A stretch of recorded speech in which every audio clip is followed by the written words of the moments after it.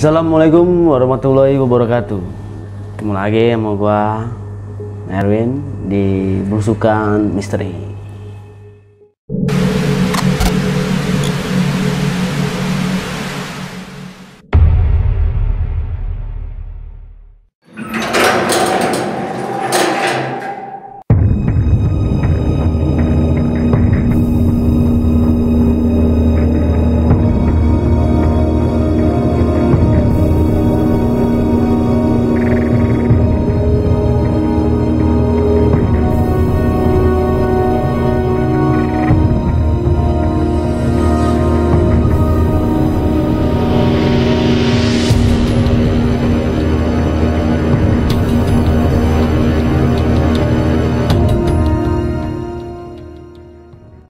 Lestari, salam Gunung Salak. Mungkin ini yang membuat gua dari hati kecil gua belum kepengen mendaki Gunung Salak. Jadi pada saat 2013 gua sempat cancer di kaki Gunung Salak. Ya kalau mau dibilang keluarga, masih beberapa keluarga gue ikut. Ya cuma mah kayak sepupu, ponakan. Itu sekitar hari Sabtu. Gua harinya kurang begitu inget ya, cuma pada saat itu pas tahun baru. Jadi kalau tahun baru itu kan biasanya rame. Jadi gua ya emang sih gue selalu berangkat itu nggak pernah kayak hari Minggu atau hari Sabtu, karena kan gua pengen bener-bener menikmati alam ya. Jadi nggak mau kayak keramaian gitu, gue mau yang sunyi-sunyi. Jadi biar suasana aslinya tuh benar-benar kelihatan, benar-benar dapet. Singkat cerita, gue berangkatlah setelah tahun baru. Jadi sekitar tanggal 1 gue jalan, 1 malam ya. Jadi besoknya tanggal 2. Nah, gue udah berangkat kurang lebih ada 8 orang. Satu mobil minibus yang kecil lah, yang cukup buat 8 orang. Gue nggak bisa sebutin nama merek mobilnya. Gue sampai, gue tulis di artikel, gue bikin sendiri cerita gue, jadi biar bener-bener ngena gitu. Emang Gunung Salak itu menunjukkan kemegahan alam karena berdiri sendiri, ibarat puncak stupa Borobudur. Dia bener-bener berdiri sendiri seperti stupa Borobudur. Tahu kan kalau Borobudur itu berdiri sendiri. Dia di bagian yang lebih rendah terdapat stupa-stupa. Waduh, seolah-olah buatan artikelnya biar ngena gitu. Awalnya gue pengen mendaki, cuman kan gue pikir lagi jangan dulu, karena kita kan masih pemula semua. Itu bener-bener gue belum mendaki kemana-mana itu. Jadi gue serba pinjem ya, kayak tenda, nesting, kompor segala macam. Kompor pun lagi tuh gue bawa kompor portable. Jadi bener-bener pemula lah. Jadi gue bener-bener pengen campster dulu, pengen ngerasain kayak di alam itu. Makanya gue pengen yang sepi. Setelah tahun baru gue baru jalan sama keluarga gue. Ya kakak gue ikut, cuma kebanyakan sih sepupu, ponakan-ponakan dari nyokap. Yang gue yakini ternyata benar, di area perkemahan sepi, sangat sepi. Cuma ada beberapa pengelola dan warung-warung yang masih buka, karena mereka mungkin 24 jam ya masih buka, karena mereka mencari nafkahnya yang gue bilang tadi masih 24 jam, karena mereka tuh rame cuma di hari weekend. Dan mereka pun kaget, gue dateng, rombongan gue dateng, kenapa nggak kayak kemarin barengan gitu. Jadi pada bakar api unggun. Dan gue menjawab, karena kita pengen ngalamin suasana yang sepi, bener-bener asri kayak di hutan. Walaupun bukan, masih di kaki ya, walaupun belum terlalu hutan. Pada saat itu gue sampai jam 9 pagi. Lokasi perkemahan kaki Gunung Salak, berkata nama Gunung Halimun. Karena yang berjualan itu kan yang gue bilang tadi, dia 24 jam. Dan gue demi menjaga kredibilitas dan pengelola perkemahan yang menurut sudah profesional, gue nggak bisa nyebutin nama warung itu ya. Singkat cerita, siang sore gue bercengkrama. Nah pas malam, untuk menghilangkan rasa jenuh, malam-malam gue bakar-bakaran, jadi bikin kayak api unggun gitu. Itu belum ada kayak keanehan ya, karena kan mungkin masih rame ya, karena masih ada kayak pengelola sama kayak warung-warung. Jadi kita mau tanpa kita bawa logistik banyak pun di situ udah banyak. Ya bagaimana kita bawa uangnya aja. Akhirnya gue bikin api unggun, ya bakar-bakar kecil lah kayak sosis, otak-otak, jagung, buat nemenin ngobrol sambil ngopi lah. Dan sekitar jam 10 malam gue untuk mutusin untuk istirahat, untuk untuk paginya mau ke air terjun. Air terjun itu lupa gue namanya apa. Mungkin teman-teman sekarang lebih tahu lah apa air terjun itu. Cuman nggak jauh dari perkemahan kaki Gunung Salak. Paginya kita sekitar jam 5 bangun. Itu belum bangun semua, jadi ada beberapa bangun. Dan akhirnya sepupu gue pun ada yang sholat. Jadi sholat lah, nungguin yang sholat dulu. Dan akhirnya, dan disinilah letak keanehan yang terjadi. Jadi sepupu gua nanya, coba dong lihat foto-foto yang semalam. Hampir semua foto yang semalam kita ambil dari kamera handphone dengan efek warna merah dan orange seperti silhouette merah, kami tetap berpikir positif karena efek api unggun semalam.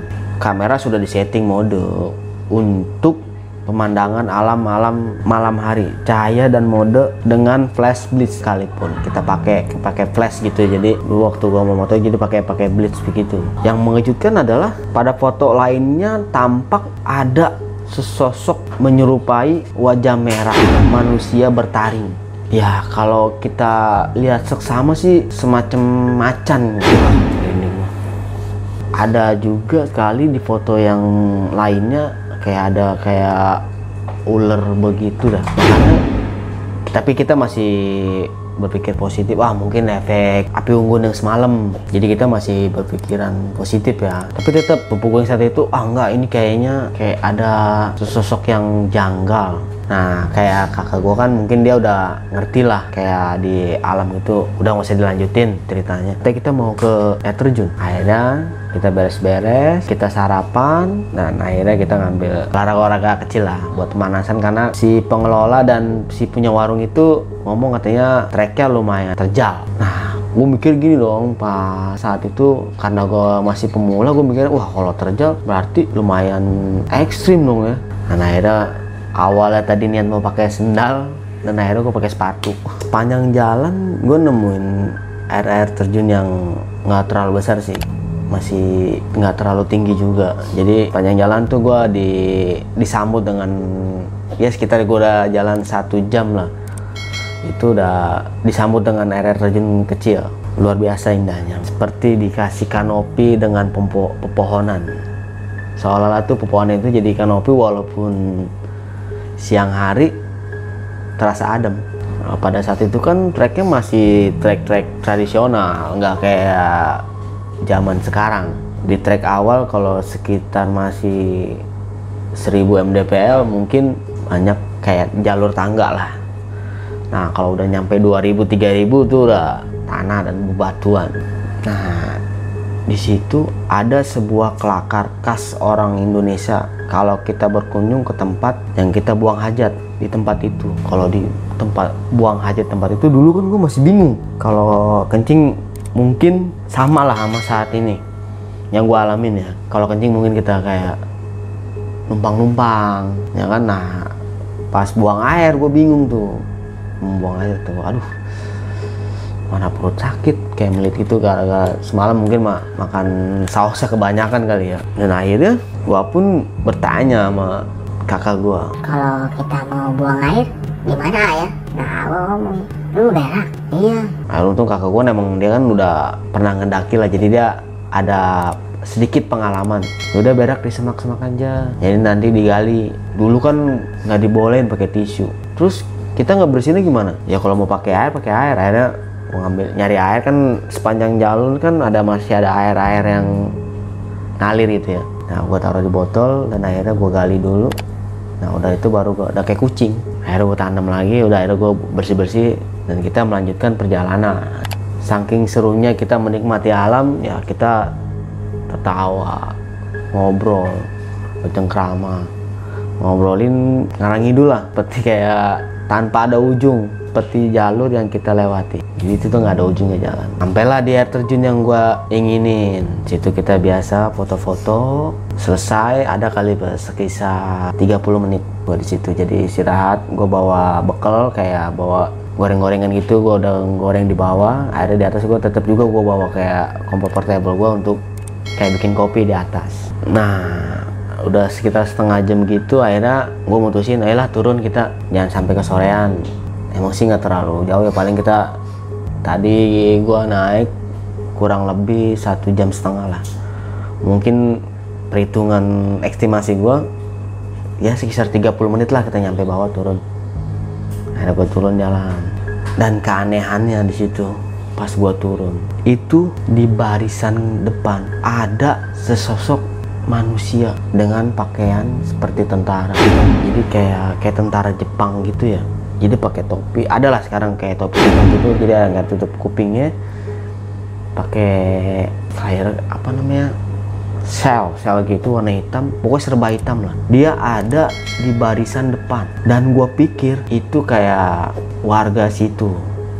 Soalnya pakai sepatu bot yang dipakai security sekarang, jadi yang apa namanya, sebetis. Nah, gue pikir orang situ, kalau orang situ kan kalau pakai kayak gitu kan masih pada kuat. Nah, kalau kita kan pakai sepatu runningnya, itu gue masih belum bener-bener, masih penglihatan gue masih bokeh lah, bokeh ya, bukannya bokeh. Itu kalau bokeh itu arti katanya brul, masih buram kayak, karena kan kayak ketutup kabut gitu, jadi kayak buram gitu temen, kayak gimana ya, jadi kayak ngebrur gitu, jadi nggak terlalu jelas.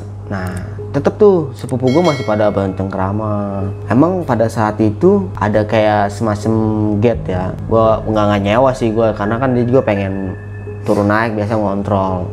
Nah, keanehannya itu makanya kok nih orang jalannya lurus terus. Emang kan posisi kan jalur kan kita nggak lurus terus sih, ada belok, kadang temen dia lurus terus. Nah, kalau kayak sepupu gua sama kayak kakak gua tuh dia ngikutin jalur kayak ke kanan, ntar mau jalur ke kiri gitu. Kalau dia nggak lurus terus. Nah, karena gua pikir kan gua mah belum, masih awam ya, gua pikir emang orang situ ya, jadi mungkin dia tahu jalan lah, jadi lurus terus. Nah, dia seperti pakaiannya seperti hampir mirip yang gua bilang tadi, kayak orang militer Jepang, serba hitam. Cuma dia nggak ada. Yang gua aneh itu, gue pengen nanya ke kakak gue yang di depan ya, itu siapa di depan, cuman gue kayak mulut kayak berat. Dan gue memperhatikan di sela-sela perjalanan, di sela-sela gue di trek, gue ngeliat di pakaiannya itu pun nggak ada setitik pun lumpur yang nempel di dia, bersih. Nah, mungkin ada juga sih beberapa saat gue ngeliat ya, karena mungkin karena penglihatan kurang jelas ya. Cuman makanya gue nggak pernah ngomong kan, gue bilang tadi mau ngomong di depan pun sama kakak gue, entah itu takut, entah itu, tau lah, mulut gue kayak susah untuk mengucapkan itu siapa di depan, orang itu siapa. Terus dia, kalau kayak kita kan jalan kan pastilah sekarang teman-teman tahu lah, kalau jalan maupun kita mau kemana namanya di hutan kayak gitu, jalannya ke kanan, teman kan nggak belok, walaupun kita belok itu masih kelihatan, makanya ngikutin jalurnya pun masih jalur setapak. Pas di pertengahan, sepupu gue minta break dulu, aus katanya. Hai, kita ngobrol, itu gue pengen ngomong, mereka pada minum air putih ya, kita nggak ada bawa minuman keras, kita udah minum, ngerokok. Akhirnya mutusin untuk jalan lagi. Nah, pas mulai jalan lagi, si orang itu pun berhenti, tidak selayaknya orang-orang yang istirahat. Dia berdiri tapi dia nggak nengok ke belakang, dia selalu ngebelakangin. Jadi kita berhenti, dia ikut berhenti. Dan akhirnya sekitar 10 menit lah, sehabis rokok sebatang lah, kita ada mutusin aja jalan lagi yuk. Nah, nanti kesorean kita, tenda kan harus dirapiin dulu. Sebelum nyampe tenda, nah udah mulai kelihatan orang-orang dong, kayak pengelola, kayak apa namanya, warung-warungnya itu udah masih berdiri tegak. Nah, kisar berapa meter itu orang itu tuh udah nggak ada. Nah pada saat di tenda beberes itu gue tanya baru, tadi lu ngeliat gak orang yang pakaian militer seperti orang militer ya di depan kita? Ya kata sepupu gue, ah ngaco aja lu, orang desa di cuma kita doang berlapan, 10 sih sama yang di depan gua jalan, yang di belakang gua sama asli orang situ. Jadi kayak dia ngontrol lah, kalau sekarang dibilangnya ranger. Jadi dia ngontrol tamu-tamu yang datang untuk ke air terjun itu. Nah pas dari gua beresin tenda, gua ngomong yang masalah orang pakaian militer itu, kakak gua ngomong, lu ngaco aja lu kalau ngomong. Ya bukan ngaco, bener, cuman yang gue bilang tadi, mungkin penglihatan gue rada bokeh ya. Bokeh itu rada buram, jadi kayak samar-samar gitu. Cuma ada sesekali itu jelas orang itu pakai militer itu warna hitam, ada di pas posisi di depan sepupu gue. Kalau nggak salah gue di orang ke-6 dari depan ya. Jadi kakak gue orang kelima di depan gue, persis depan gue. Itu nggak ada rasa pengen kencing, nggak ada rasa pengen berak. Makanya gue di situ kakak gue langsung ngomong, udah nggak usah dibahas lagi. Sampai saat ini pun gue, makanya kenapa gue sampai saat ini gue nggak berani gue naik ke Gunung Salak. Pada saat yang kemarin 2017 gue naik ke Kemser ini aja, gue udah ngalamin hal-hal yang aneh. Itu awal mula gue kenal dengan alam ya. Karena gue sampai saat ini gue belum berani dan belum ada ketukan hati untuk menginjakan kaki di MT Gunung Salak. Ya mungkin itu salah satu alasan gue nggak berani lah. Masih terbayang-bayang masalah yang ini, melihat sesosok orang seperti orang militer zaman dahulu ya. Cuma bedanya dia pakai serba hitam. Ya mungkin ini pengalaman gue, dan untuk teman-teman ya gue berbagi cerita aja pengalaman misteri gue di Gunung Salak, dan kenapa gue sampai saat ini belum berani untuk menginjakan kaki gue di Gunung Salak. Ya mungkin ini salah satunya alasan gue. Jadi gue buat teman-teman nggak ada bosan-bosannya buat ingetin, jangan lupa like, komen, subscribe. Nah jangan lupa juga chat loncengnya biar nggak ketinggalan video-video kita berikutnya. Oke, salam lestari, salam Gunung Salak, belusukan misteri. Assalamualaikum warahmatullahi wabarakatuh.